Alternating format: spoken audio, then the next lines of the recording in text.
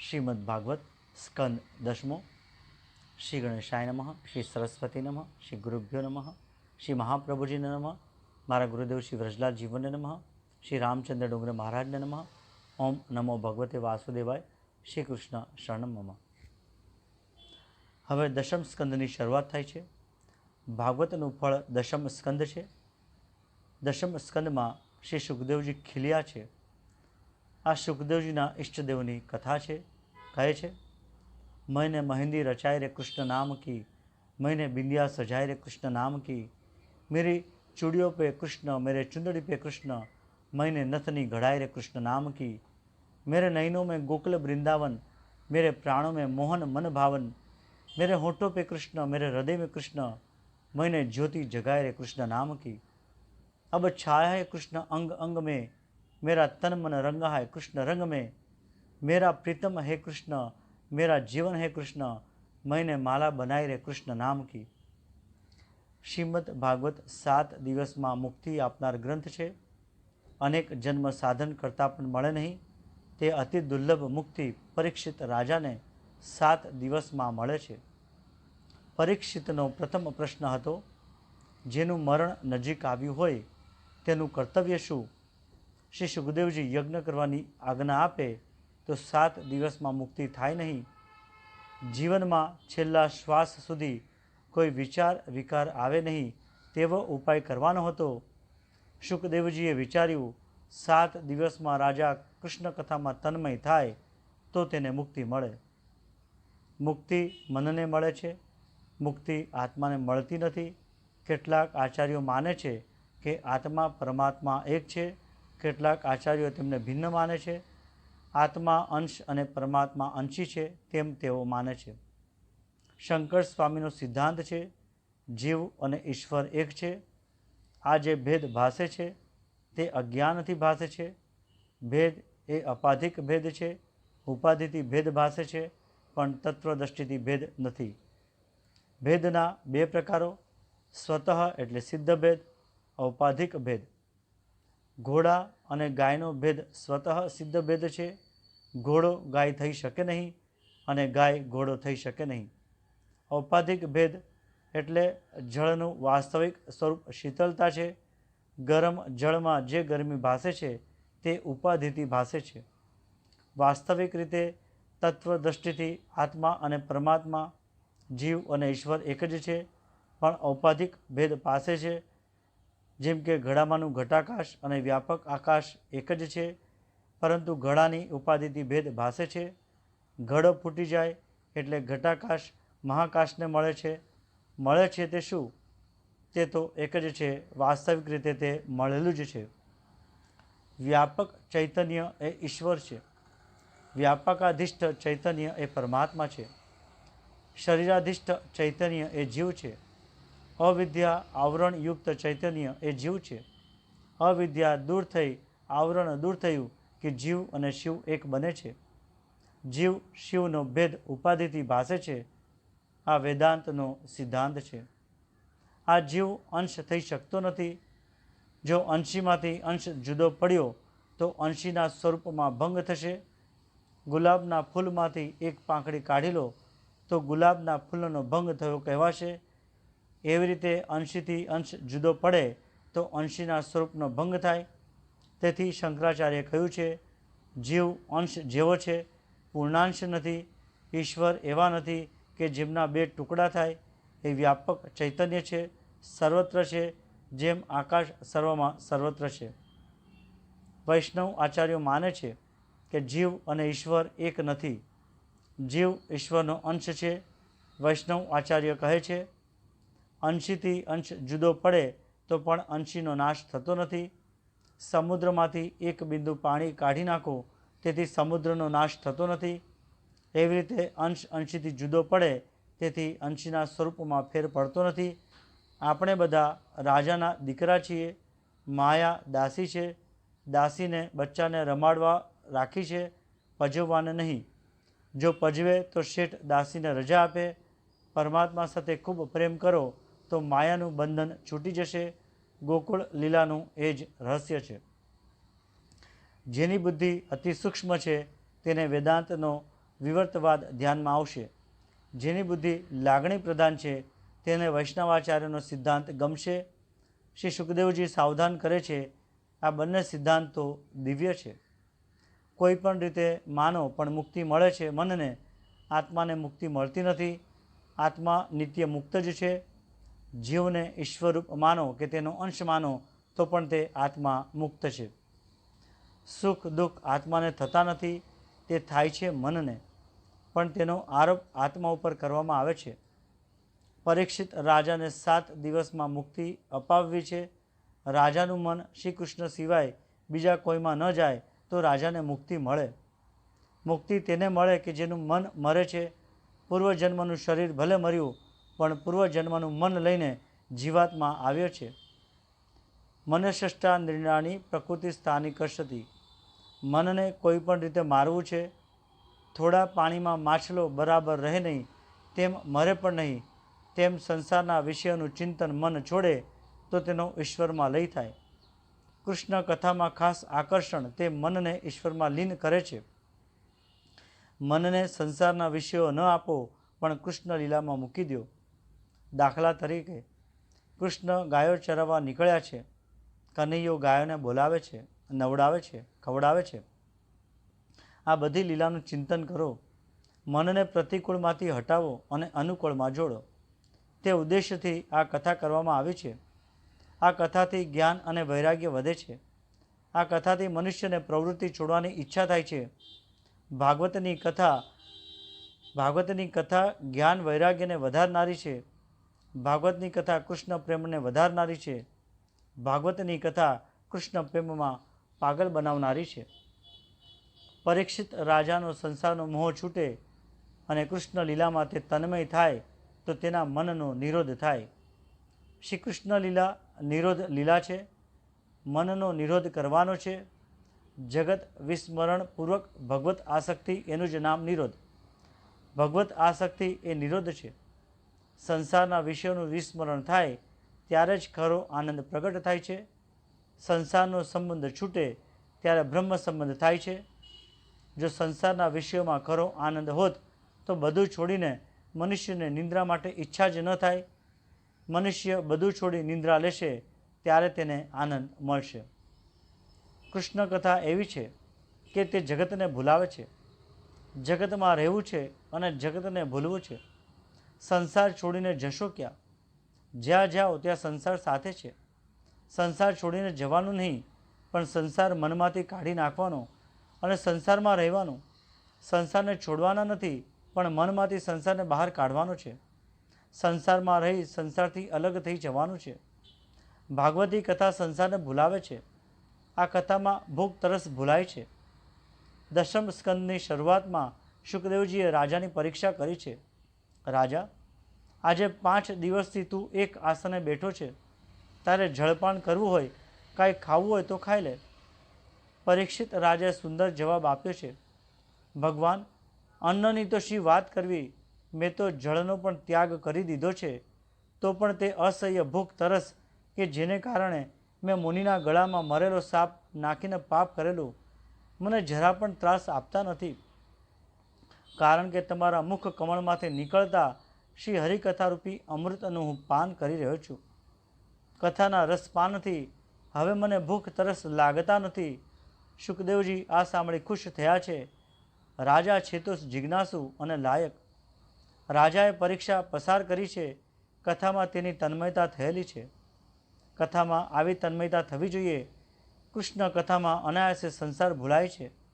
કૃષ્ણ કથામાં જગત ભૂલાય છે. કૃષ્ણ કથા જગતનું વિસ્મરણ કરાવે છે. કથા કીર્તનમાં કંઈક દેહ ધર્મ ભૂલાય છે. આ કૃષ્ણ કથાનો મહિમા છે. સંસારનું સંપૂર્ણ વિસ્મરણ અને પરમાત્માનું સતત સ્મરણ એ જ મુક્તિ છે. કૃષ્ણ લીલા કથાનું વર્ણન કરતાં મન જગતને ભૂલે છે. કથા તમને તમારા દોષનું ભાન કરાવે છે. કથા સાંભળ્યા પછી મનુષ્ય રડે તો માનજો કે તેણે કથા સાંભળી. અમરીશની ભક્તિ કેવી અને ક્યાં મારું જીવન. હાય, મારું જીવન વ્યર્થ ગયું. મારું જીવન કૂતરા બિલાડા માફક ગયું. શ્રી કૃષ્ણ કથામાં સર્વને આનંદ મળે છે. કારણ કે કૃષ્ણ કથામાં સર્વ રસોનો સમન્વય છે. આ કૃષ્ણ કથા બાળકને પણ આનંદ આપે અને સંન્યાસીને પણ આનંદ આપે છે. શ્રી કૃષ્ણ બાળક સાથે બાળક, યુવાન સાથે યુવાન છે. શ્રી કૃષ્ણ જ્ઞાની સાથે જ્ઞાની અને યોગી સાથે યોગી છે. શ્રી કૃષ્ણ ભોગી છે પણ રોગી નથી. ભોગી હોવા છતાં તેઓ યોગી છે. સાધારણ નિયમ છે કે જે ભોગી છે તે રોગી થવાનો જ. એકાદશ સ્કંદમાં વર્ણન આવે છે કે શ્રી કૃષ્ણ 125મા વર્ષે સ્વધામમાં પધાર્યા ત્યારે પણ માથાનો એક વાળ પણ ધોળો થયો ન હતો. મનુષ્યનું મન કોઈ પણ રસમાં ફસાયેલું હોય છે. આ કથામાં હાસ્યરસ છે, વીર રસ છે, શૃંગાર રસ છે, કરુણ રસ છે, ભયાનક રસ છે. તમામ રસો આમાં ભર્યા છે, કારણ શ્રી કૃષ્ણ પોતે જ રસરૂપ છે. રસો વય સહ. બાળ લીલામાં હાસ્યરસ છે, રાસ લીલામાં કરુણ રસ છે, તેમજ શૃંગાર રસ છે. ચાણોર, મુષ્ટિક, કંસ વગેરેને મારે છે ત્યારે વીર રસ ઝળકે છે. કોઈ પણ રસમાં રુચિ હોય તોય આ કથા સર્વને ગમે છે. કૃષ્ણ કથામાં વિશેષતા છે કે કોઈ પણ રસમાં રુચિ રાખનારને કૃષ્ણ કથામાં આનંદ મળે છે. અને કનૈયો તેને 10મો રસ આપે છે, પ્રેમ રસ. સૌથી શ્રેષ્ઠ પ્રેમ રસ પણ આ કૃષ્ણ કથામાં છલોછલ ભર્યો છે. અને પ્રેમ રસનો સ્વાદ જેણે ચાખ્યો એને જગતના અન્ય સ્વાદ ફિક્કા લાગે છે. મીરાબાઈના શબ્દોમાં કહીએ તો તે કડવા લાગે છે. સાકર શેરડીનો સ્વાદ તજીને કડવો તે લીમડો ઘોળ મારે, રાધા કૃષ્ણ વિના બીજું બોલ મારે. પરંતુ એ રસનો સ્વાદ જાણવો સહેલો નથી. એટલે નરસિંહ મહેતાએ કહ્યું છે, એ રસનો સ્વાદ શંકર જાણે કે જાણે શુક જોગી રે, કઈ એક જાણે વ્રજની ગોપી, ભણે નસૈયો ભોગી રે. જગતના બધા રસ કડવાશથી ભરેલા છે. શૃંગાર રસમાં આરંભમાં મીઠાશ લાગશે, પણ અંતે ખાતરી થશે આમાં મીઠાશ નથી. કોઈ રસમાં મીઠાશ નથી. અતિ મધુર તો પ્રેમ રસ છે. પ્રેમ વિના પ્રભુનો સાક્ષાત્કાર થતો નથી. શ્રી કૃષ્ણ પ્રેમરૂપ છે. શ્રી કૃષ્ણ અલૌકિક પ્રેમરસનું દાન કરે છે. પ્રેમરસમાં વાસના નહીં, વિષમતા નહીં, સ્વાર્થ નહીં, હું અને તું નહીં. ગોપી કહે છે, લાલી દેખન મેં ગઈ, मैं भी हो गई लाल. હું શ્રી કૃષ્ણને શોધવા ગઈ તો હું પણ ન રહેતા હું જ કૃષ્ણ બની ગઈ. શ્રી કૃષ્ણ પાસે હું પણ રહેતું નથી. માનવ જીવનની એ જ વિશેષતા હોવી જોઈએ કે કૃષ્ણ પ્રેમમાં પાગલ બનવું. રોજ ઠાકોરજીને પ્રાર્થના કરજો, આપ મારા મનને ખેંચી લેજો. મારામાં એવી શક્તિ નથી કે હું મારા મનથી તમને ખેંચી શકું.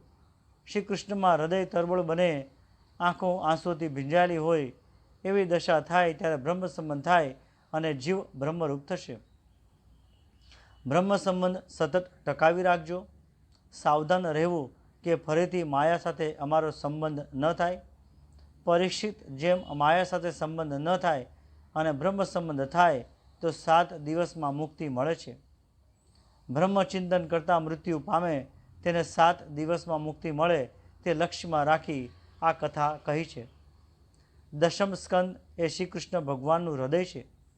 પરમાત્મા રસ સ્વરૂપ છે અને તેથી જીવ પણ રસરૂપ છે. પ્રત્યેક જીવને કોઈ પણ રસમાં રુચિ હોય છે. કોઈ પણ રસમાં રુચિ ધરાવનારને કૃષ્ણ કથા આનંદ આપશે. શ્રી કૃષ્ણ એ અતિ દિવ્ય રસ છે. વિરહમાં કે પ્રેમમાં હૃદય આદ્ર બને છે ત્યારે રસાનુભૂતિ થાય છે. શ્રી કૃષ્ણ કથામાં સર્વ પ્રકારના જીવોનું આકર્ષણ થાય છે. સાધારણ રીતે જીવોના 4 ભેદ છે.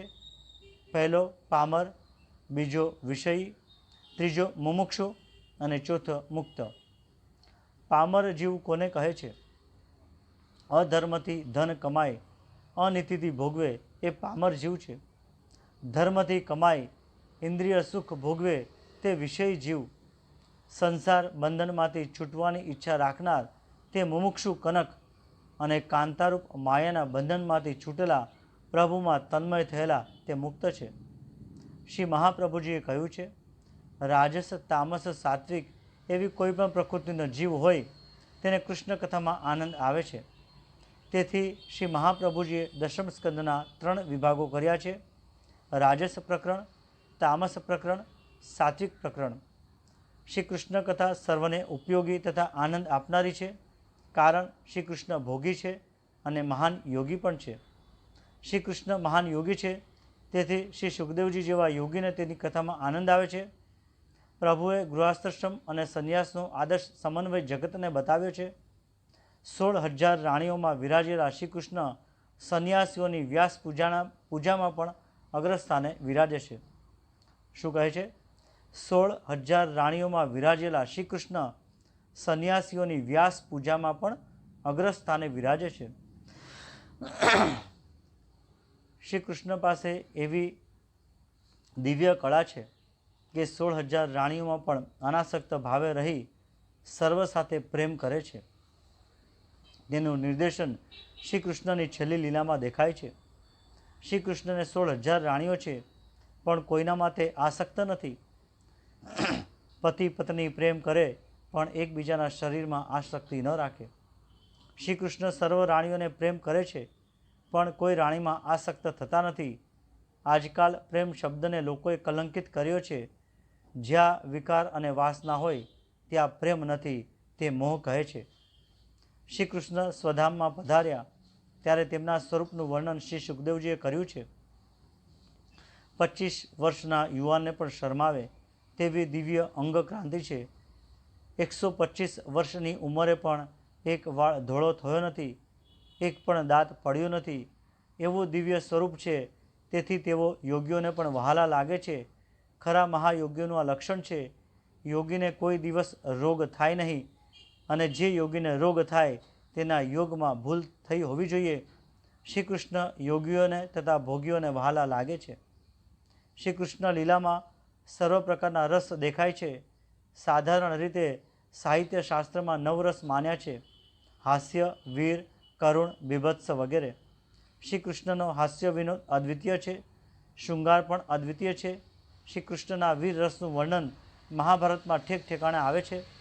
શ્રી કૃષ્ણ પ્રેમ સ્વરૂપ હોવાથી પરિપૂર્ણ માધુર્યથી ભરેલા છે, અને તેથી કોઈ પણ રસમાંની રુચિને પુષ્ટિ મળી અલૌકિક પ્રેમરસની પ્રાપ્તિ થશે. ધીરે ધીરે લૌકિક આસક્તિનો વિનાશ થતાં અલૌકિક શ્રી કૃષ્ણમાં આસક્તિરૂપ ભક્તિ પ્રાપ્ત કરી જીવન સફળ થશે. શ્રી કૃષ્ણને નિરોધ લીલા મહાપુરુષો કહે છે, અને મનનો નિરોધ થાય એટલે મુક્તિ સુલભ. મનનો નિરોધ ઈશ્વરમાં જ થઈ શકે, અન્ય વસ્તુમાં મનનો નિરોધ થતો નથી, કારણ સંસાર જડ છે, મન જડ નથી. સજાતીયમાં મળે છે. જેમ કે દૂધમાં ખાંડ મળી જશે, પથ્થરો એકરૂપ થશે નહીં, મળશે નહીં, તેવી રીતે સંસારના જડ પદાર્થોમાં મન એકરૂપ થશે નહીં. મન પૂર્ણ ચેતન નથી, તેમ મન પૂર્ણ જડ નથી. મન અર્ધચેતન અને અર્ધ જડ છે.